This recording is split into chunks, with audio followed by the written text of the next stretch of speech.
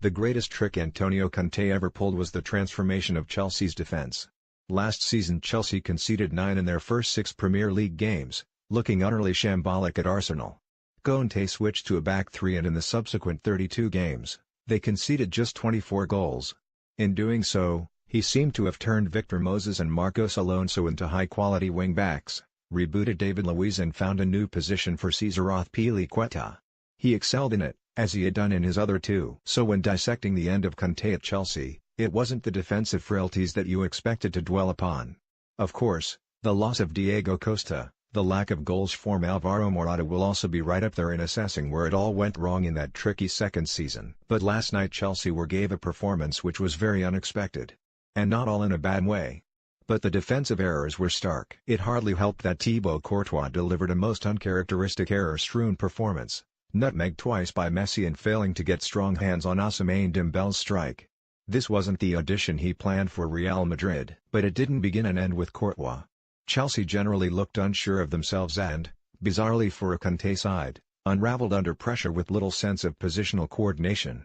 Some mitigation should be offered. Conte took the game to Barcelona in the Nou Camp. After the dirge provided by José Mourinho on Tuesday night at Old Trafford, this was welcome relief. It's hard to complain about managers who seemingly never take a risk and then jump on a manager who takes a game to an excellent side.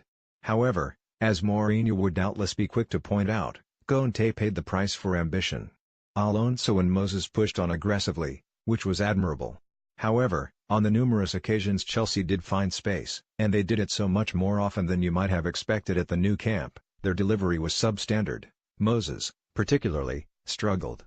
And it was noticeable that when Di Matteo scored on 20 minutes, when Messi robbed Cesc Fabregas and skipped through Andreas Christensen's challenge, that the wingbacks weren't in sight.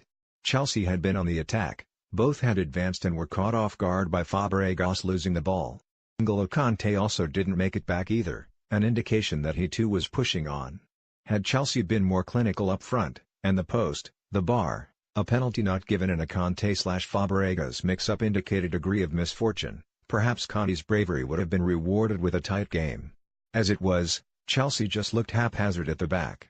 For the third goal, even Cesar Azpilicueta was reduced to errors, giving the ball away for Luis Suarez to feed Messi. These 2 legs have been a tough induction to the rigors of the elite for Christensen. He has looked quite the player in the Premier League. But even early on in the first leg, he looked spooked by this Barca team and eventually made the mistake that let them back in the game at Stamford Bridge. Here, he wasn't solely culpable and he won't be the last player to misjudge a challenge on a sprinting Messi, but his mistimed tackle as Messi set up the second smacked of coltish inexperience. His body shape as Suarez advanced to set up the third also lacked authority. He though ought to come through this experience and come back better.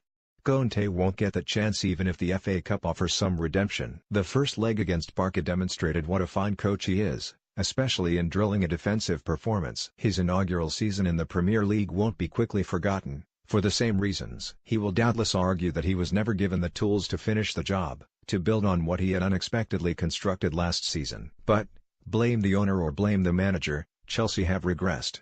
The organised collective of last season looks anarchic at times. If Luis Enrique is shortly confirmed as the successor, there is plenty of work to do.